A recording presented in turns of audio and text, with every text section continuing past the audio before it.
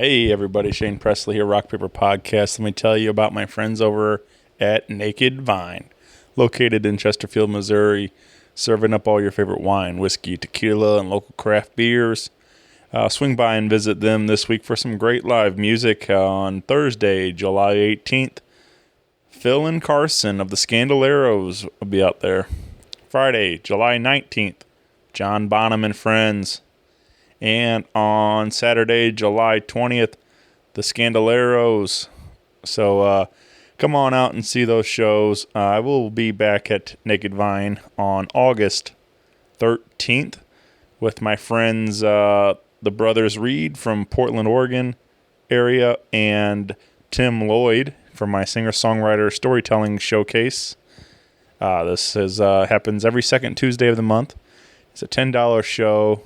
This is a special 8 o'clock start for the show, so come on out and check that out. Again, that's an intimate singer-songwriter storytelling showcase. Full listing of details at nakedvine.net. Be sure to follow along with them on Facebook, Twitter, and Instagram, and get out and support some live local music. Hey, I also want to tell you about my friends at Joseph Meyer Club. They've been helping me out with this show for a while now, and they've got this great product. It's a foaming aftershave that I want you to try out. And if you go over there during checkout and enter RPPJMC20, you can receive an exclusive 20% off your purchase, just like that. So RPPJMC20 at checkout at josephmeyerclub.com. Like I said, I've been using it myself. I love it. It's a great product. Smells awesome. So go check it out. Thanks, everybody. Hope you enjoy the show today. Be sure to tell some friends. Follow along on Facebook, Twitter, and Instagram, Rock Paper Podcast, wherever you get your podcast. Thanks, everybody. Have a good one. Podcast is kind of like it's like a radio show that's not on the radio. It's on the internet. Does that make sense? Uh-huh. Yeah. That's also like my mom. It makes it sound more confusing, doesn't it? It sounds like this. This is Dave Grelle, and you're listening to Rock Paper Podcast. Rock Paper Podcast. Rock Paper Podcast. Rock Paper Podcast, y'all.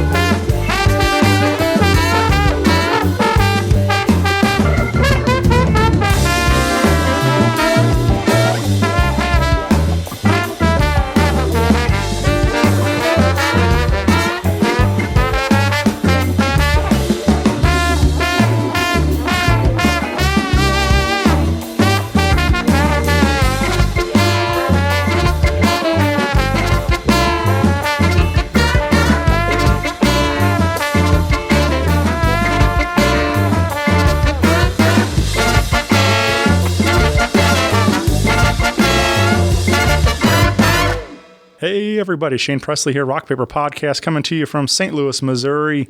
Hanging out today with Dave Grelle. Welcome to the show, my friend. Thank you. Thanks for having me. This is cool, man. We've been having a great time already, just hanging out, talking. We're here at your rehearsal space, and I was thinking on the way. I think we may have set this up. I ran into you at the Oyster Bar. And I was I pitched the idea and I said, hey, it'd be cool to hang. And you're like, yeah, let's do it. And I think that was the night that we won the Stanley Cup, wasn't it? Was that the same night? Wow. It might have been. Yes. I'm pretty sure it was. It definitely was. Which, I don't know if anybody remembers that, but the Blues won the Stanley Cup this year. And that was... I think everybody already forgot. It's pretty wild. Yeah. But yeah, that was... I think it was that night, but obviously there was other, festivities going on, so might have my days mixed up. But anyway, that's where we got to talking. We've bumped into each other down there a few different times now, and I was like, hey man, this would be fun to get to talk. And so here we are today, man. We made it happen, and we got some cool stuff coming. We got some really good shows coming up that you're a part of, and but you're a guy, like, your name's come up a bunch. Obviously, you play in several different projects, and so your name's come up on the show many times. But we never really got a proper opportunity to sit and talk. It's always like I said at the bar, I say hey, and that's about it. We don't really we try to yell over a band or something like that. But it's fun to somewhere here like this where we can actually sit and talk and get to know more about what you're up to and stuff. So yeah, man, bar conversations are great. Yeah. So I brought a little bar with me here just to keep the flow going. Yeah, man. But like I said, I don't know a ton about Dave Grelle. I know you've been a fixture in St. Louis music for many years now. But I guess did you always grow up here in St. Louis, born and raised? Yeah, I grew up in U City. Yeah. I went to Flynn Park Elementary, and I loved growing up in U City. It was just a really cool place to experience all different sides of life. Yeah. We grew up in a pretty decent part of town, but my friends, we would always ride our bikes, all over the place, getting in trouble. Before the loop was got kind of fancy. This is way pre-trolley. Oh, yeah. We used to, walk up there all the time, smoke cigarettes, do stupid stuff like that. And it was great. I would fake sick. Sorry, Mom. But I would fake sick, and if there was a new album coming out, I would, skip school and walk to Streetside Records and pick up the new album and come back home and listen to it all day. But it was kind of an idyllic place to grow up. You feel like, I don't really see kids riding bikes all the time. Sure. And kick the can, that kind of stuff. Right. Kill the man with a ball or whatever. But I don't know, it kind of felt like that, all summer long. Yeah. We just hung out. Well, that's what's kind of fun about, you watch some of these shows now, like Stranger Things and all that, it's definitely a ton of nostalgia for me coming back, because like I feel like that. I mean, there definitely are still kids riding bikes. I see it, but it's like it's just not quite the same as it was for a lot of us growing up in the 80s and even the 90s and stuff. And like, so it's fun to see now it's on these shows, and it's like, totally captures exactly what it was like for a lot of us growing up and stuff. So yeah, without a doubt, it was pretty much like, well, what can we do tonight? Ride your bike or sure, sit at home. Yeah, that's what I mean. Like, in the movie Sandlot and stuff too. Of course, I mean that's a classic example too. Like, I mean that's set in a couple of years, a little while earlier, but same kind of principle. Like they the whole speaking of it's just 4th of July, and that whole scene where they have the one night game a year because the sky's all lit up by the fireworks and stuff, and like so like that. I think that's another really cool moment too. But that's kind of how it was, the lights went out, you had to be home and get home before the street lights came on and stuff, kind of thing. Lots of bottle rocket wars too. Oh yeah, sure. Yeah, lots of those. Yeah, they can't even sell bottle rockets in St. Charles County where I live at anymore. Hey man, if you ever need any, I know a guy. You know a guy. All right. But yeah, man. So I grew up in U City. Sure. And do you remember what record that you went to Streetside? Any like another early one that stands out? Well, there were cassettes early on. Right. Definitely dating myself here, but after I went through my NWA phase, I think I was straight into grunge. I remember, I used to cut grass and shovel snow for money, and I can't remember what I had been doing to save up money, but when CDs hit the stands, I remember when I finally got a CD player. I remember I got 3 CDs at once. All right. That was my thing, because I didn't want to just go get one because I couldn't decide. So I saved up, walked to Streetside Records, and I remember the first 3 I got Nirvana Nevermind, Led Zeppelin 2, and Steve Miller Band's Greatest Hits. There you go. And you know what? I feel okay about those selections still. They still hold up. Right? Yeah. Yeah, but I think I had a similar kind of thing. It was like I think it was like a Christmas, I guess, or something like that. I got a couple, and I remember I can remember Aerosmith's Greatest Hits, nice, and Pearl Jam Vitalogy. All right. I remember those 2 on CD, but I remember the first one I went to go buy myself, and I've told the story on here before, but I remember I had a couple bucks, and so I had a cousin, Jeffrey, who was a little bit older than I was, and we used to ride around in his car, and he was one of the first ones that like played like The Wall for me and stuff. Cool. So hearing like Brick in the Wall, and but also first time I remember hearing Eazy-E. Speaking of NWA, Easy does it, baby. Yeah, and I went to a flea market out there in Wentzville, and I was digging through, and I found Easy Straight Off the Motherfucking Streets of Compton record, and I ended up buying that, and I was probably way too young to be listening to that, but for parental advisory and all that stuff. But it just made me laugh that some guy at the flea market sold it to the 8 or 9 or whatever, how old I was. I don't remember the year, but sold me the CD and stuff. So, oh man, I remember. Yeah, for Christmas one year, kind of around that time, I really wanted some 2 Live Crew. I was like, I gotta have some 2 Live Crew. I don't even know if I liked the music or it was just so edgy I had to have it, or what. Who knows? But I think the album was As Nasty as They Want to Be. And I remember the album cover perfectly. Sure. Well, that's got all the booties on it, right? Exactly. With the surfboard. Yeah. Who forgets that? And so I remember like being really surprised because I think my mom knew I liked them, or she hinted at the fact I was going to get it for Christmas. Well, I had found where they hid all the Christmas presents. Like I was hip to that already. So I remember sneaking up, in the attic and digging through the stash, and like, oh my God, 2 Live Crew, and I picked up the tape cassette, and it was 2 Live Crew, As Clean as They Want to Be. It was like this edited.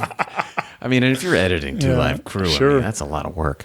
It was. I was a little disappointed. Yeah. It makes me laugh, some of those like Eminem songs or something that get on the radio today, and they're all edited, and it's like, I think I heard like Stan the other day, and it was all edited up, and like it was like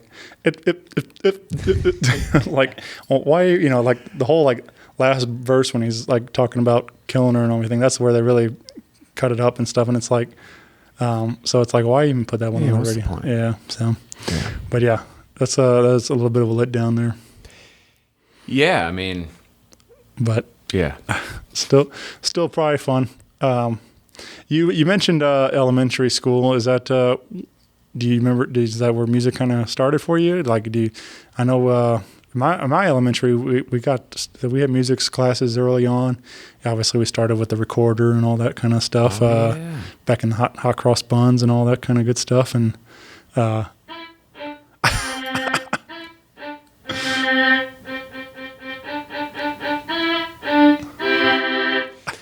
hot cross buns. Yeah,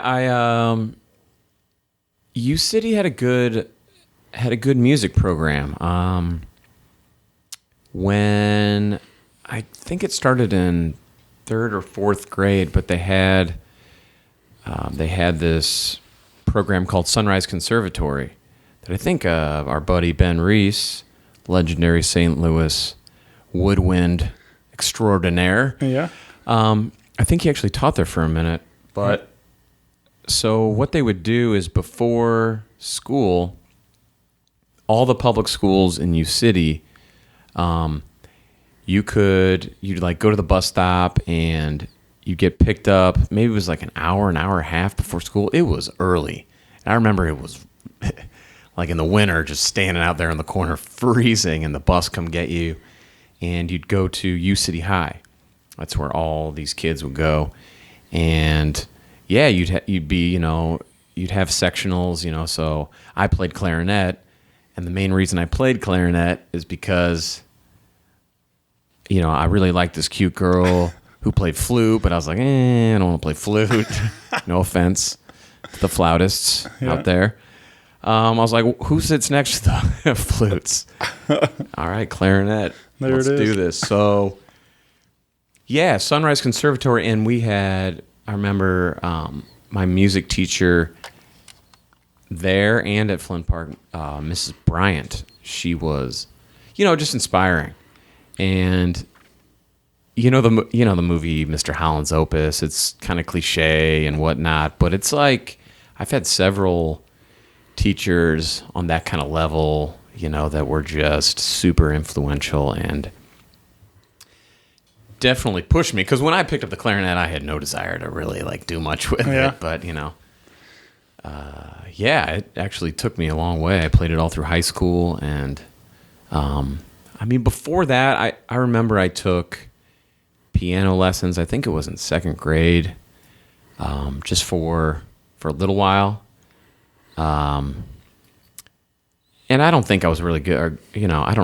I really don't even remember. I had a really mean teacher, Miss Robichaux. She was from Texas. She, be like, you didn't practice. She'd whack me, with a little ruler she had there, and on the hands, like old school. Right. And so she lived like a street up from us, and so I just kept walking past her house to my buddy's house, who lives down the street. Finally, my mom's like, why isn't she cashing the checks? And I was like, oh, yeah, I don't take piano anymore. Yeah. So I quit, and that's kind of like a thing. A lot of people, now that I'm older, a lot of my friends or, just randoms or fans will come ask about lessons for their kids, or hey, man, we tried these lessons, and he's just not into it, or she's not into it. And man, I wasn't into it. For a while. Right. It's just like, just because somebody doesn't take to an instrument or to music right away doesn't mean it's something you give up on. But yeah, I'm glad I started playing again. Sure. But yeah. So when did keys re-enter the picture then? Back in the, in the drug phase. No, I'm just kidding. Never ends.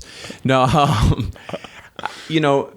I guess junior high, okay, maybe. That was not my drug phase for all of you out there, especially my children, if you're listening. Keeping score at home? Yes. Yeah, probably junior high. I had a buddy, a real good friend, who his dad played. He played also. And his dad had this beautiful Bosendorfer Grand. And it was a beast to play. I remember you had to dig in, but it was an incredible piano. And we would go over there, and we were into kind of like funk music and Dylan and the Dead and all kinds of stuff like that. So we would just learn by ear.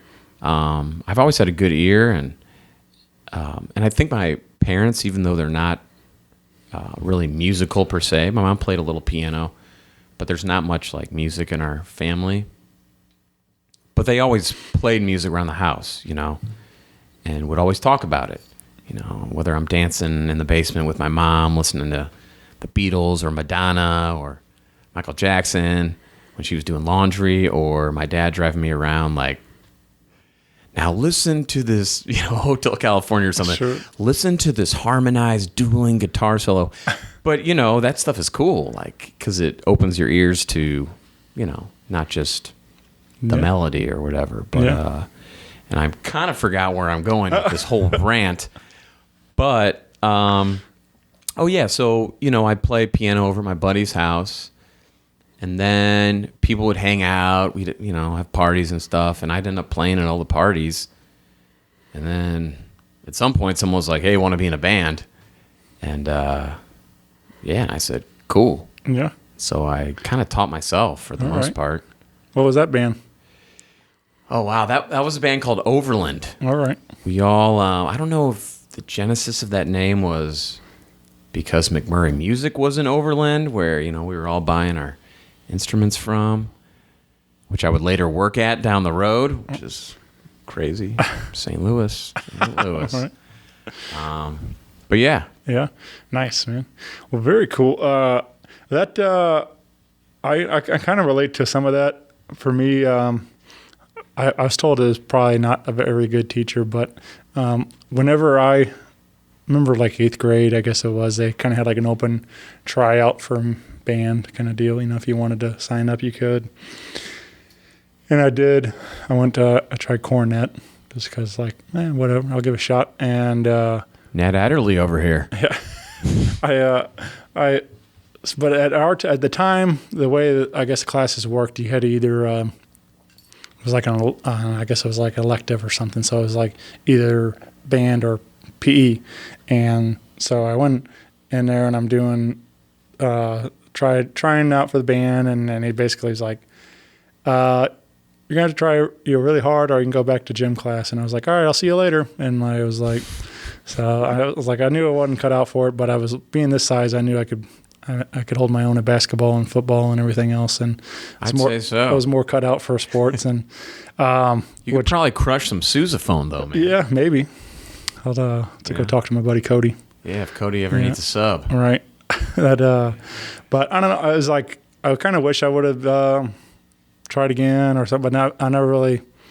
I don't know. I love music, but just nothing's ever told me to try to pick up and play it and like do something with it. So, hey man, we need people to show up at shows. Yeah, too. Sure. I mean, I feel like we all have our part. So that's my part is being the fan. So, but maybe someday, I'll try taking a lesson or something and giving it a shot again.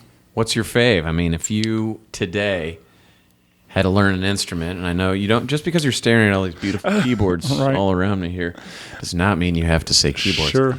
But yeah, what have you always dug? What's your thing? Yes, I've always kind of had a part of me liked it because my dad played a little bit. Dad played a little bit harmonica, and I like joined like never really had like a full-time band, but joined like blues jams and bluegrass stuff, and would sit in on different things, and he played just a little guitar every now and then,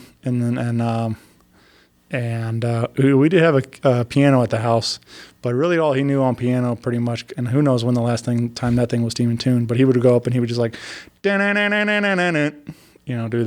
old Bob Seger. Nice.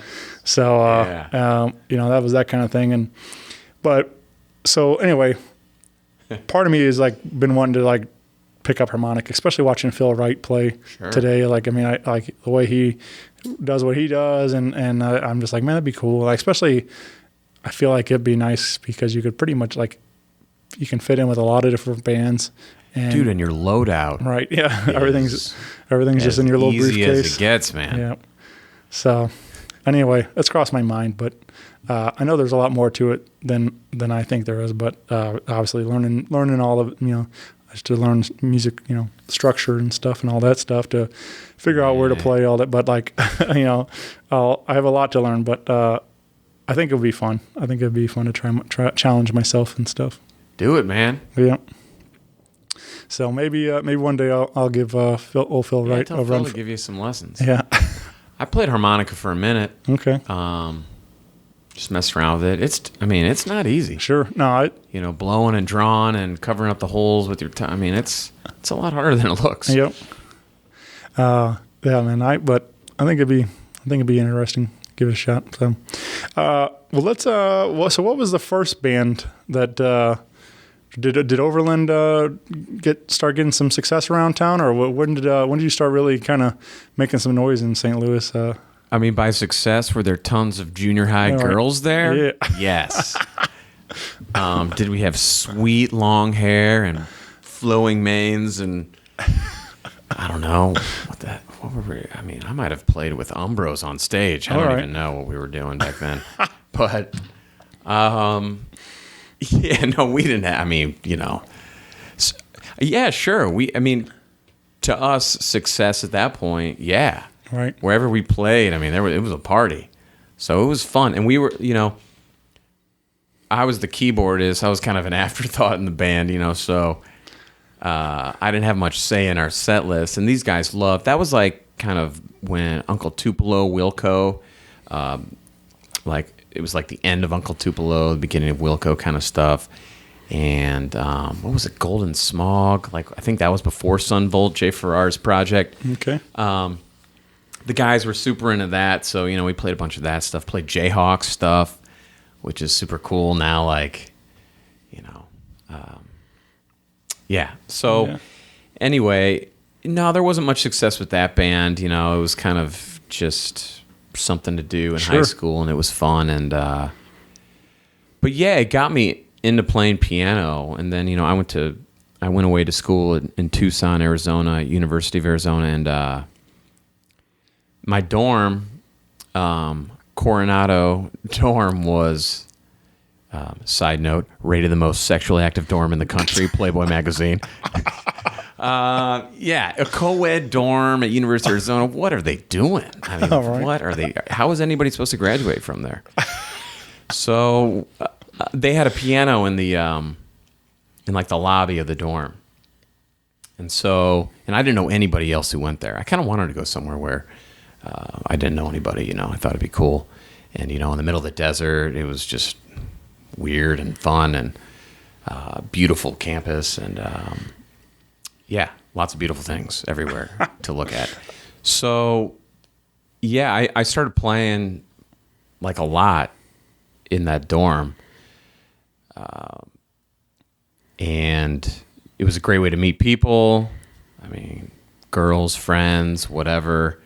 And yeah, when I left Arizona, not after 4 years, but when I came back to St. Louis, the first thing I did was join a band. I was playing an open mic night at the Red Sea. Okay. And some dudes, now good friends of mine, Nate Herning, I think it was just him who came out the first time. He came out, we had a talk, sitting outside at the Red Sea. I think the Red Sea thought I was 21 for 7 or 8 years before I actually turned 21. So, I was a regular there at 16. But, yeah, so I was playing, just at the open mic, and he was like, hey, you want to be in this band? Then, the next weekend, we were in Columbia at Mizzou playing at this, we rehearsed in the basement of some frat house, and then we played at this venue, Shiloh. It was yeah, man, it was massive. Yeah, it was a ton of fun, and the guys were really good players. That's where I met Ben. Ben joined the band shortly after. Right on. And yeah, so we recorded a few albums in that band. It was called EM Groove. All right. And we played at Oyster Bar all the time, man. That was man, that was so much fun. Oyster Bar. I've been playing there since I was 19. Yeah. So, yeah, that was a lot of fun. Nice, man. Well, let's get into some of the newer stuff that you're a part of. Sure. Let's handle some business. Well, first off, we have a date for July 20th coming up. Yeah. We have a brand new band debuting on July 20th at Off Broadway called Western States. Mm-hmm. Dave is included, obviously. That's why we're talking about it. But Tim Lloyd on vocals and guitar and singer-songwriter. Sean Allen Cannon on guitar. Joe Winsey on drums, Mark Hochberg on violin, and Who's on bass, man? I forget. I haven't even met the bassist yet. I haven't met him. He's a friend. I forget his name. Forgive me, but he's a friend of Tim's from Columbia. So I think he was one of the dudes in Tim's old band, the yeah, Doxies. yeah, maybe. that's correct. But I completely blanking on his name. So, but Can't wait to meet him. But yeah, jam with him. It's a great. This is really. I mean, if anybody that's a fan of St. Louis music, this is definitely an all-star lineup, and to see all these great players and this music, and Tim's an incredible songwriter. I agree. So it's kind of like a. I mean, you hate putting labels on it, but it's, people want to know what it sounds like, and I hear Jackson Browne, some Springsteen, some Petty. Oh yeah. If you're a fan of any of that stuff, Yeah. it's right in that alley. It's like really cool. That 70s singer-songwriter kind of rock country kind of vibe to it a little bit. Americana. But, I mean, Americana kind of umbrella everything of it. But Totally. And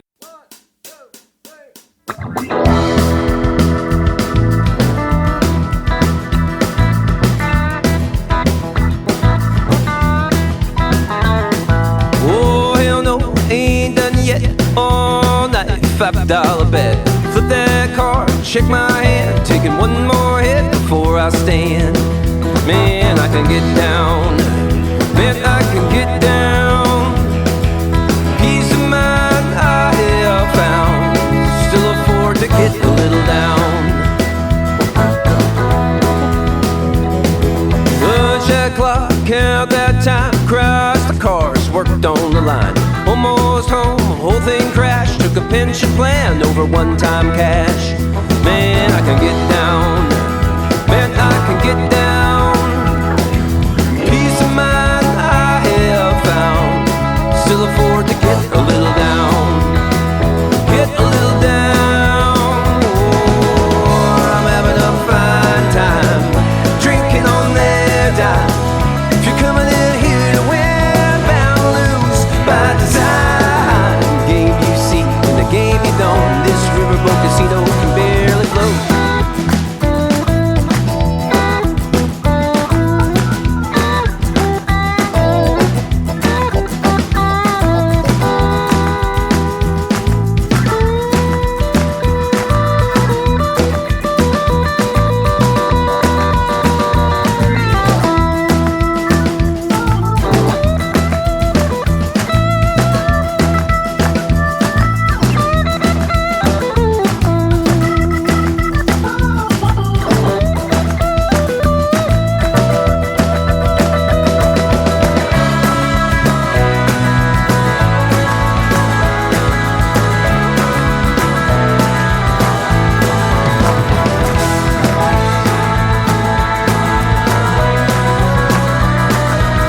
Easy game, big machine, hard hand, no guarantees. Few odd jobs to and find, know what I can lose, don't cross the line. Man, I can get down. Man, I can get down. Peace of mind I have found. Still afford to get a little down. Get a little down. Oh, I'm having a fine time. Drinking on their dime. If you're coming in here to win, bound to lose by design. Game you see and the game you don't.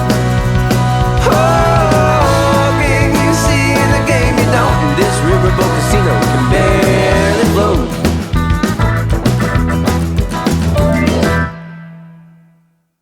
And I know Joe Winsey on drums and Sean had a lot to do with the arrangements too. yeah. You bastards! These arrangements, man, it's like just when you think you learn the tune, they're sneaky.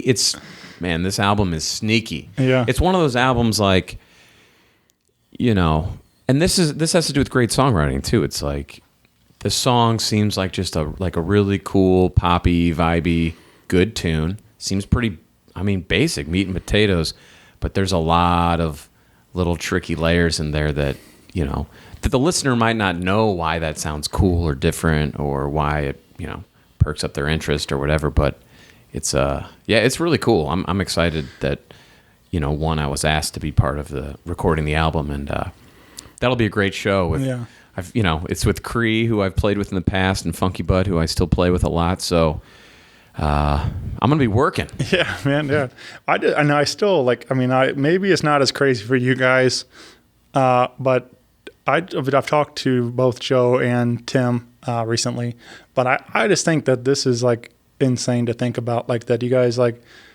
went into the studio, recorded this record, have never played a live show yet, and everything. This is going to be the album release party is going to be the debut of the band and of the album and all this music, and it's just like it's pretty. A lot of bands get out there and road test all these songs, and you guys are just gonna be like, oh, here it is, and I mean, it's incredible. Like, but still, I think it's got to be nerve wracking. For me at least. Yeah, I mean, and I can say this because I didn't write the songs, but the songs don't need to be road tested. Yeah, you know what I mean? I agree. I agree. I mean, they're incredible. Like, and that's where it's totally exactly that, because like I was sent this record, and I'm like, where the hell did this come from? Like, how have I never heard of Tim? And dude, I thought the same thing when I got the call. Yeah, I'm like, this is like one of my favorite records ever, but he's a really good dude too. Yeah.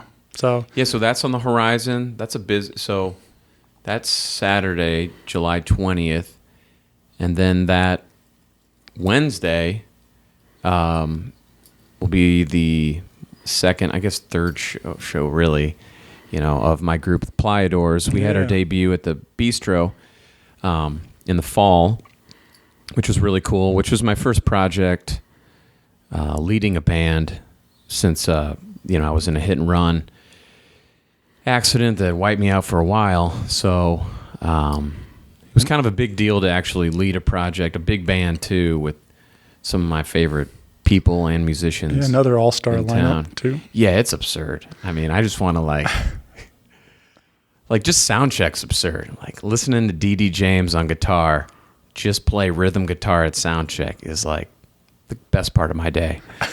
So yeah, that'll be fun with that band. I hope it, I know people don't want it to be hot and muggy and crazy. For this music, this funk, I want it to be hot and wet and muggy as hell. So I don't even mind it, you know.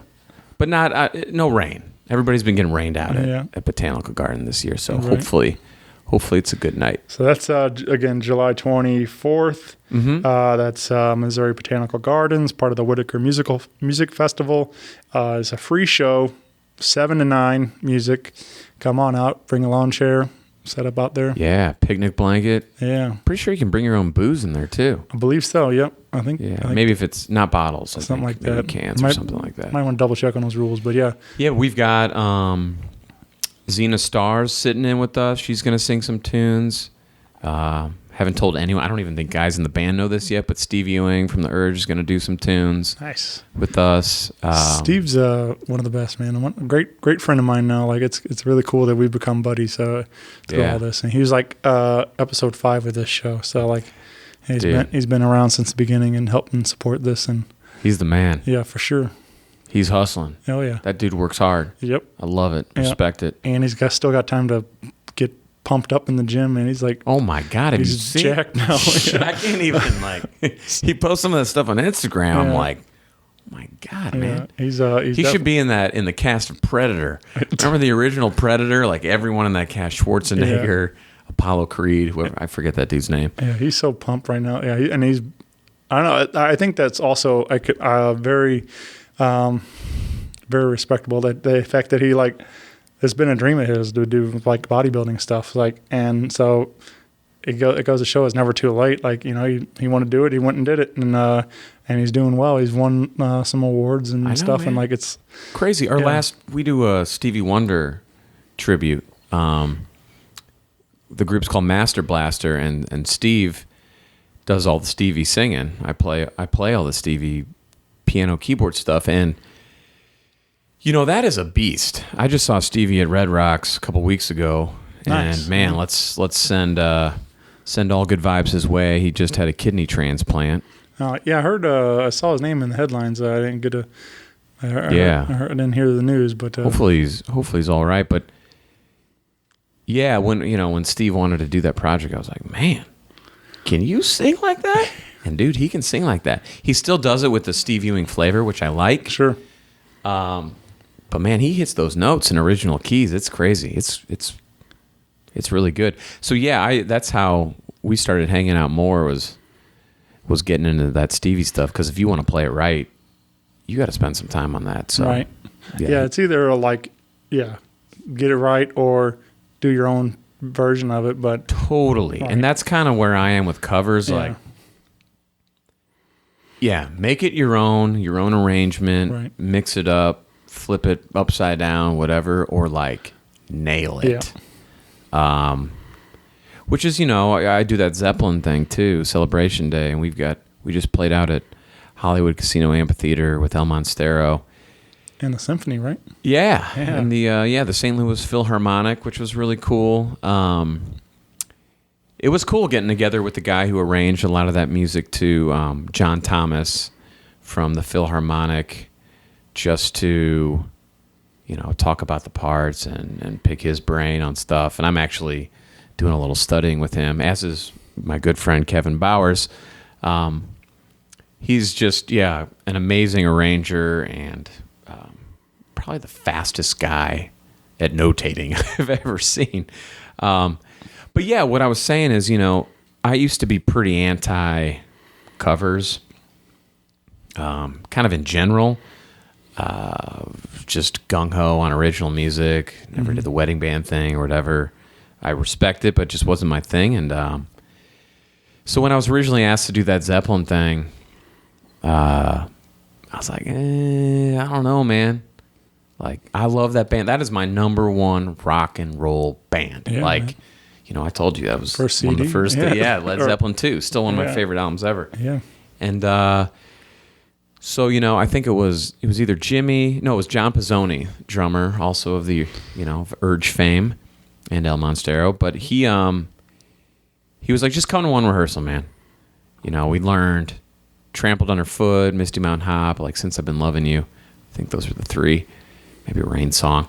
But anyway, I got out there and Jesus Christ, Jimmy Griffin and Mark Quinn and Cubby on bass. Are you kidding me? Like, I had no idea what I was getting. At one point, John got out from behind his drums and started showing me how to play Trampled Underfoot the right way on keyboards. I was like, okay, yeah, this is legit. And they've got all the gear too, like the double neck guitars with the bows and the. So that's like, if it's a band like Zeppelin or Stevie, like I want the nostalgia. As a fan, I think of it like, as a performer, I want to think of it as if I'm a fan checking out the show. Because, like, I want that nostalgia. I need all those riffs to happen to put me in, like, my happy place. And, I'm not saying that's how it needs to be, but for me, that's when I was like, okay, I'm down. Yeah. I liked going back to Master Blaster and stuff, too, how you guys, like, all even on the stage, you guys are wearing like the coordinating outfits and stuff, and like just those little touches too kind of help make it solidify everything. Like this is something we take very seriously. It's not just we're gonna have some fun playing some Stevie songs. Like we're legit trying to But wearing those duds are actually pretty fun too. Oh yeah, sure, yeah. But yeah, I mean, so keep an eye out. I think there's a Facebook page for Master Blaster, right? Yeah, Master Blaster. We've got a show coming up August 10th. It's at where is it? Oh, it's at the beautiful original. I mean, like if you are a music fan and haven't seen a show at Ballpark Village, you have got to check it out. No, I'm just kidding. But for real, come check out this band. It's fire. We've got, Austin Cebulski. Yeah. Playing. Well, actually, on that gig, we got Ben Reese on sax, Dustin Schrum, Cody Henry plays bone, Connor Lau, right? Yeah, Connor, my boy, man. on guitar, rhythm section. We got Alex Barden and Hiri Pullum on drums. Got the beautiful ladies, Ermini Cannon and Tandra Williams singing backup vocals. Yeah, it's a fun band. And I hope I'm not forgetting anybody. There's a lot of cats in that band. Yeah. But yeah, keep an eye out for that. And again, come see Steve singing with the Playadors on the 24th with you, like I said. So Yeah. that's going to be a cool night.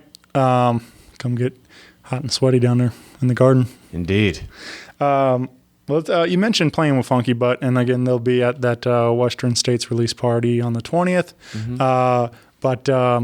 You kind of mentioned the accident and stuff too, and that was, obviously we've been friendly, but I wasn't, like real close with you during that whole time. But I can remember it was the Funky Butt Breathstravaganza show. I think it was was it 16 or what? I don't know. There was one, but like the one I got ran over in 16. But I forget if November. But they brought you out, and I think they lifted you up on a wheelchair and and was that 17? Orf's, Carmina Burana. Yeah.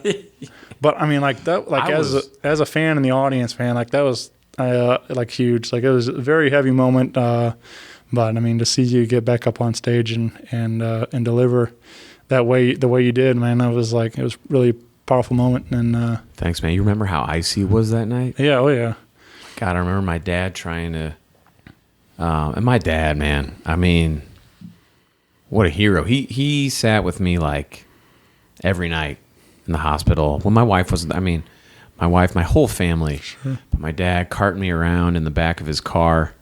Because I couldn't, I had to keep my legs straight. Yeah. And man, and the whole, Funky Butt, and all my friends, man. Here, one of the things that sucked about, getting run over is, well, a lot of things sucked, but memory was one. So, that was big. That's why the Playadors is really big for me. Is like.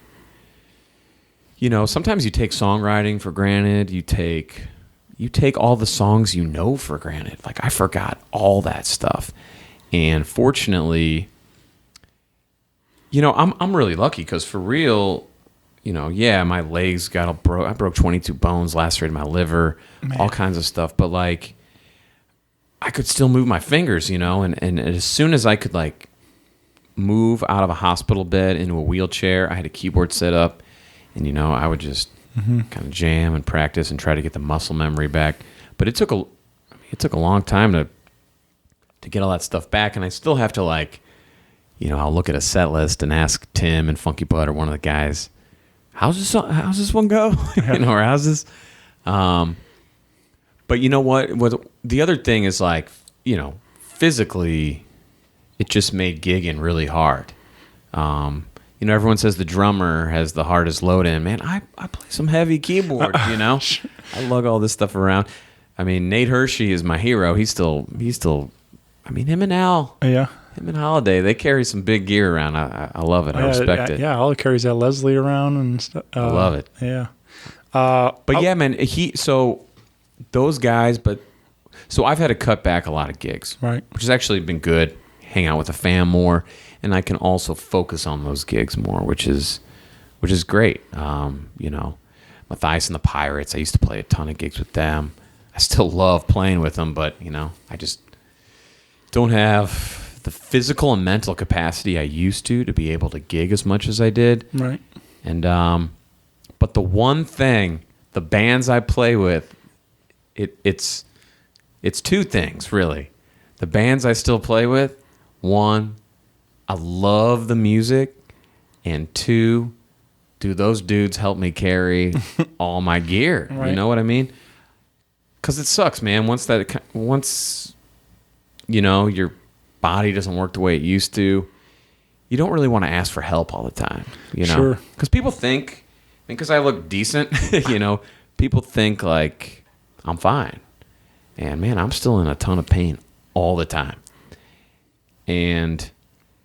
The awesome thing, the Funky Butt guys, whether it's the guys in Playadors, Matthias and the Pirates, all these guys, like the Celebration Day guys, they don't even ask, They don't even ask if they can help. They'll just grab something. And man, it's just understated how big of a deal that is to me. Like, that's like family. Yeah. People talk about music family all the time, but it's That's for real. That's real, man. so. Yeah. No, I mean, I told you a little story off mic, but I've been going through some stuff too, and Yeah, man. and to walk up there and talk to my friends Adam and Al and all those guys the other night, and Big Mike, and they were all there, and like immediately get hugs, and they're all like, "Hey man, whatever you need, we're here." Like, so, I mean, that stuff feels amazing. Like, you can't, so it's definitely family. It's more than just friends and stuff. So Totally, man. And I feel like at least the people I don't know if I'm just lucky who I'm surrounded by, but I feel like the best dudes are also the best players. Oh yeah,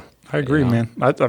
I doing this show, like, I've made lifelong friends out of all these guys, and they're all incredible players and incredible people. It makes me want to root for them even more, So Totally. But yeah, when you had a whole community rally behind you, man, and it was like really.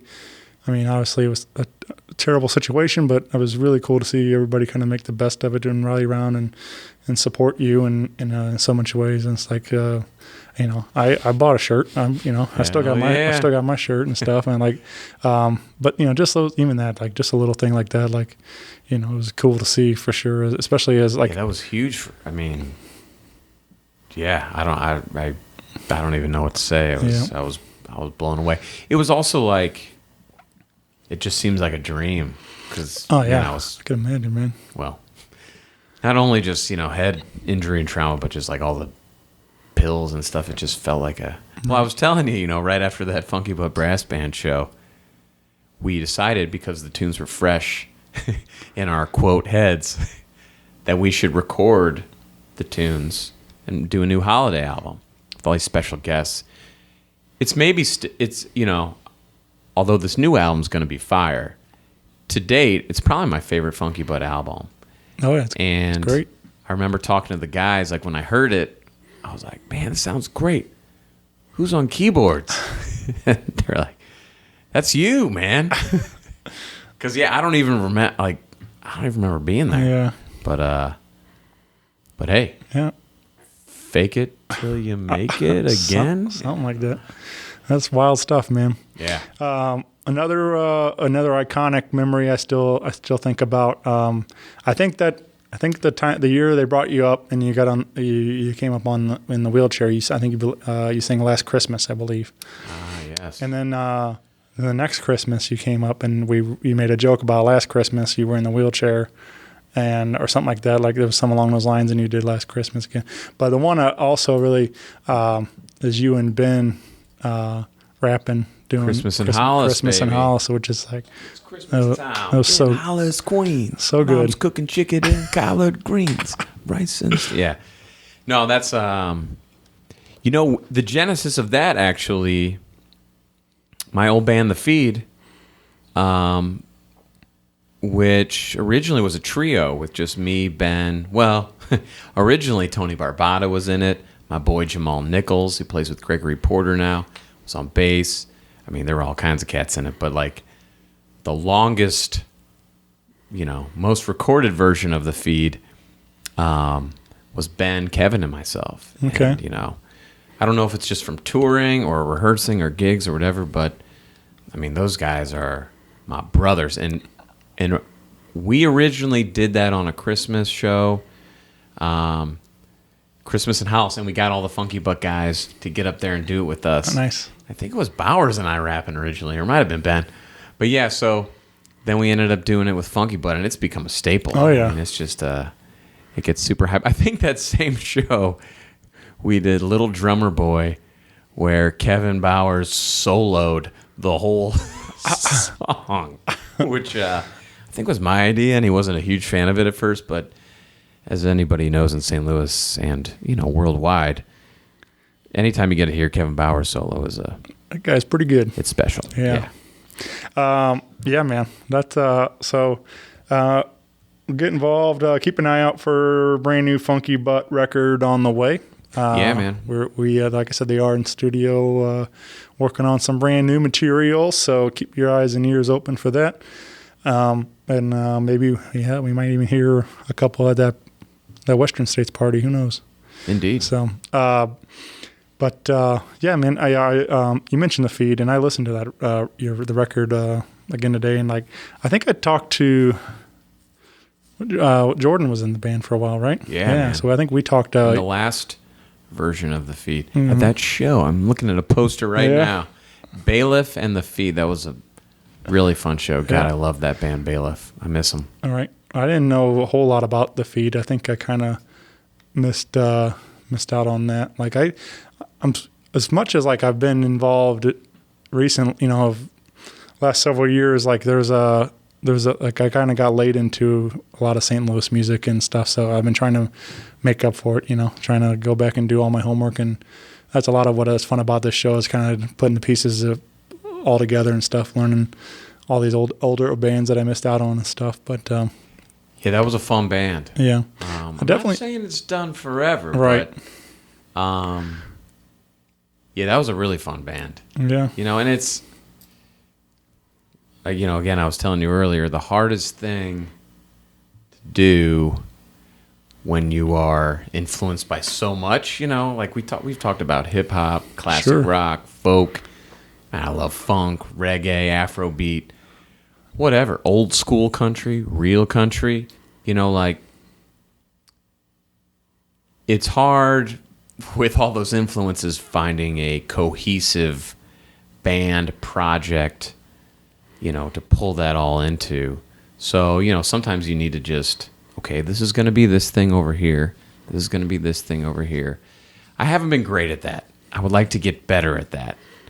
And I am promising to all of those out there that I'm going to, because like I told you also earlier, I think I have about 300 songs in my voice memos that I just can't seem to get out.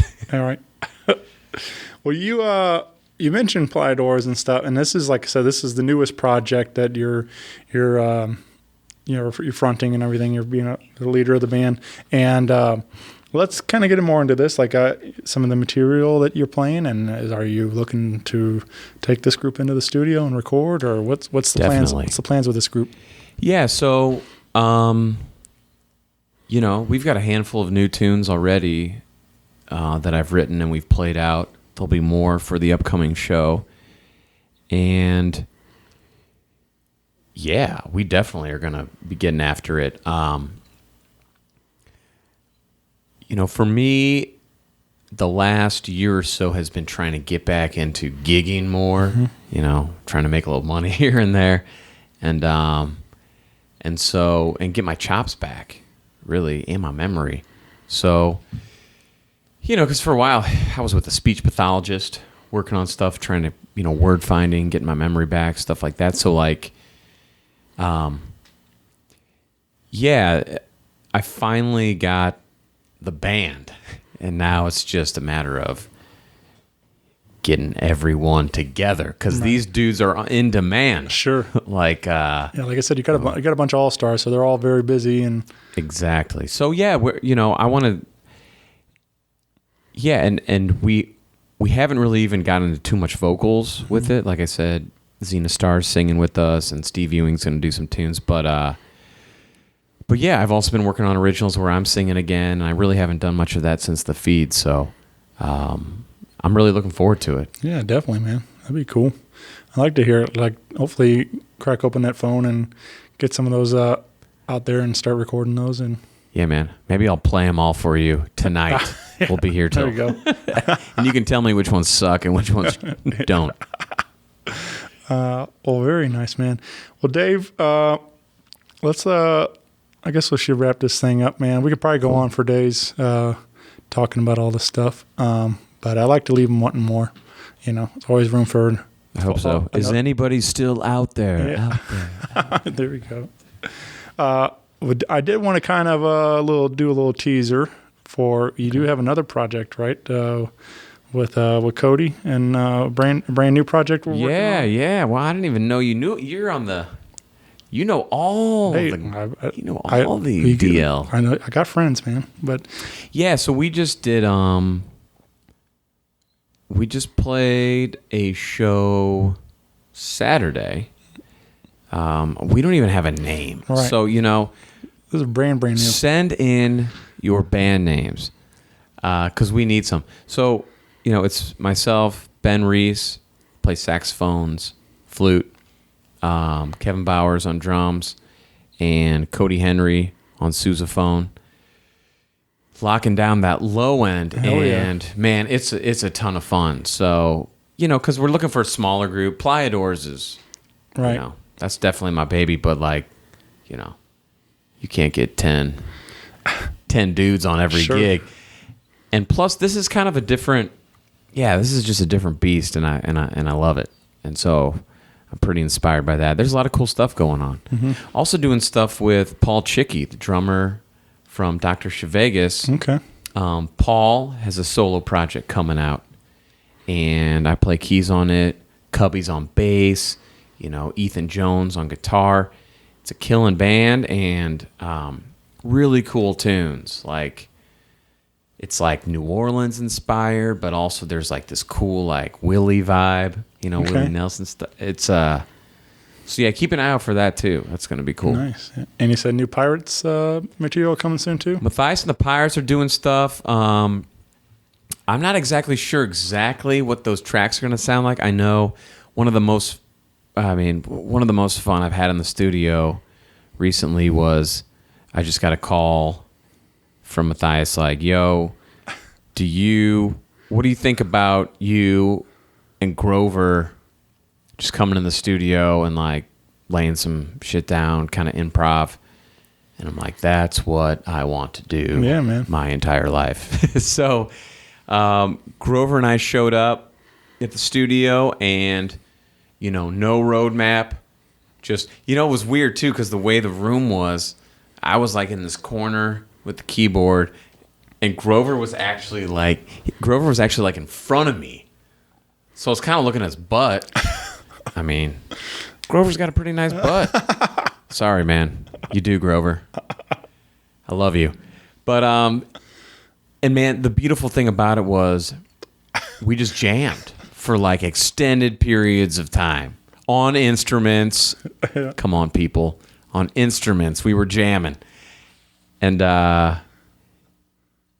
dude, I love that stuff. Sure. Improvisation, that is why I play music for the most part. Is Grover with, when you've got someone just laying down a beat and also with their ears open all the time, listening where you're going, because I can do whatever I want with my left hand. There's no bassist, so it was a ton of fun. So I think they're going to cut that up and make a bunch of tracks out of it. Yeah. I hope.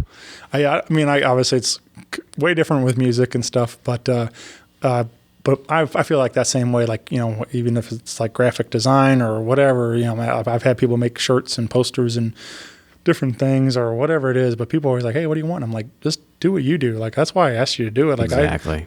There's a reason I asked you, because I believe in what you do. And so to get a call and hey, you just come in here and lay down something cool and it'd be good. So I couldn't agree with you more. Right. That the super cool poster for the Playadors show coming up. And look at, all these posters on the wall you see around the rehearsal space, whether it's the Sleepy Kitty crew or my girl Katie Marshall or whoever, do what you do. Yeah, man. I don't even want to give. I might give them some words, some some colors. Sure. A chord. Yeah. But I'm just there. You go. I want a poster. No. So. But I'm Matt, with you. Yeah, Matt, he's become another great friend over the years, and we had a really good time not too long ago talking about earthworms. Dude, I was in that original band, man. Yeah. Grover too. Yeah. Look at that. St. Louis. Yeah. Longevity. Oh yeah. But that was a pretty wild night talking to him and Moff and Black Patrick, and it was a fun one for sure. But I'm excited to. I think they might be maybe some new material coming soon from that too. But I love Pirates, Cool. so I'm excited to hear that. But yeah, there's all kinds of great talent in this city, man. You mentioned Nate and Al, and that's kind of there's one question I did want to ask you. I know I haven't really asked a whole lot. That's what I like about some of these interviews when you got stories that we can just keep going on. But sure. I did want to ask, we do have some really great keyboard players in town. Like you said, Nate Hershey, and Al Holliday, and my buddy Spanky, Phil Manalis, is one of my favorites to watch. Marquez. Oh, yeah. You got, Nate Carpenter, I don't think is playing much anymore, but Mo Edgeston. Oh, yeah. do you like getting out and watching those guys work and trying to see what they're doing, or do you do enough keys where you don't even really want to deal with it? Oh, no. I mean, it's just balancing gigs with like family time and then trying to get, it's like, how many nights of the week do you have rehearsals and gigs? And then how many nights of the week can you spend with your family? And then how many nights of the week can you go out on a date with your beautiful wife? Yep. And then how many nights of the week is your beautiful wife going to want to go on a date to see some music? I mean, for the most part, she's cool with whatever. But, I always, I mean, and for drag, it was, for drag, for a while, I've been drinking a lot of tequila. You can attest to it. That's what you keep hearing, that pop right there. But for a while, it was kind of when I was in a wheelchair and the walker, and I didn't see live music for a while just because it was like awful. People bumping in, it's tough. So like the last year, I've made it a priority to go to a ton of festivals, see shows out of town. And man, that's the best. That's where you get inspiration. So, and Peter Martin, one of my favorites, Adam Manis, like so many great players in town. Pops. I'm going to forget people, but I try to get out and see shows when I can. Right. It's just hard. Yeah. Yeah, man. I agree. I think I'm with you on that. Like I'm lucky I get to do as much as I get to do. But yeah, I'm with trying to balance 2 jobs, trying to do the show. Still, dude, you see more shows than anybody I know, man. And still try to make time to keep my wife happy and take her out on date nights and everything else. Like you're saying, the difference is I don't have babies at home, so that's a big part of it. People are always like, "How do you do what you do?" I'm like, "Well, that's a big part of it. If I had kids at home, I'd be there, but I don't have the responsibilities, so I can." It's awesome though, man. Oh yeah. We just had this jam session yesterday, my son and I. Yeah, I was going to ask if they're into the music too, or. Oh yeah, and it's cool. Like I'm really glad that. So I've never pushed music on either of them once, ever. Our house is just full of instruments. When my son comes here with me to the rehearsal space, a big drum kit over there. He's always been drawn to the drums. Okay. I was the same way when I was a little kid. My parents told me make noise. I beat through 3 or 4 Fisher Price drum heads, and my son did the same thing. He beat through a bunch of them. So, for this last Christmas, I've got a little kind of jam room studio down in the basement, and he doesn't really know this. He thinks the drums are totally his, but I kind of got them for. Any of my awesome friend drummers. Sure. And can we take a step back for a second to talk about St. Louis drummers? Oh, yeah. It's absurd, man. Grover can't make a gig. Bowers is there, Bowers can't make a gig. Pizzoni's there. And I'm not going in order.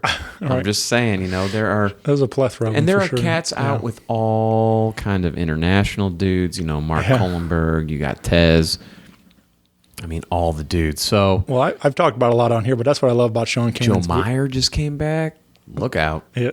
Well, that's what I love about Sean Cannon's Voodoo Players, because that's what, for me, it's been a giant networking tool for sure, because he's got a different band every week, and he's got all kinds of different, St. Louis All-Stars coming up. What a beast. Yeah, so. What a beast, Sean. Yeah. I mean, incredible. I've met so many of these guys playing those gigs, so it's that's where I think I'd seen him play, but that's where I really got to get to knowing Tony Barbata better. Dave Clark. Dude, Tony's the man too. Yeah, for sure. God, Dave. Yeah, that's the thing, man. Yep. They're everywhere. Yep. There's a lot of great. If you're an average drummer in this town, sorry, man. What's you ain't getting no gigs. I forget. Was Fred Spence? Is that his name, right? I think. He's more blues drummer. Oh, I don't even know that, dude. He sits in on Sean. I think he did the Stevie Ray Vaughan show with Sean. and I don't know. I think Paul Niehaus maybe connected him or something Cool. like something along those lines. Ron Sykes. Oh yeah.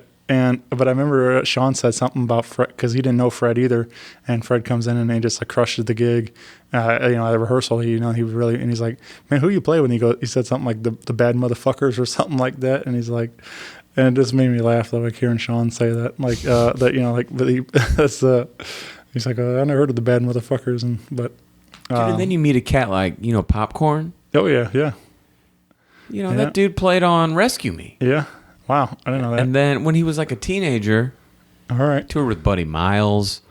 Yeah, we've talked several times down there. He comes in a lot, and I like that dude. Yeah.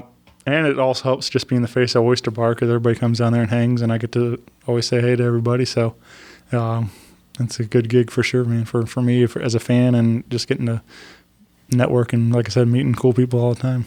Right on. But yeah, man. We're very blessed in St. Louis with some amazing players and people, and so get out and support live local music wherever it's Indeed. at. Yeah, get out there and have some fun. But we got, like I said, Dave's got a bunch of shows coming up. Get involved and come see him play live. Come on out to Western States Release Party July 20th, Off Broadway. Tickets available at offbroadwaystl.com. On Wednesday, July 24th, come on out to Missouri Botanical Gardens. 7 to 9 free show. Playadors are going to be getting down. I think it's 7 to 9:30. 9:30. Okay. So tell those babysitters they're Yeah. staying a little later. There you go. But I can't thank you enough, man. This has been incredible. Let's do it again soon. And but yeah, thank you, Dave. It's been a lot of fun, man. Thanks for having me, man. Yep. All right, everybody. Bye. Bye. Rock Paper Podcast. Rock Paper Podcast. Rock Paper Podcast. Rock Paper Podcast. Well, yeah, that was it.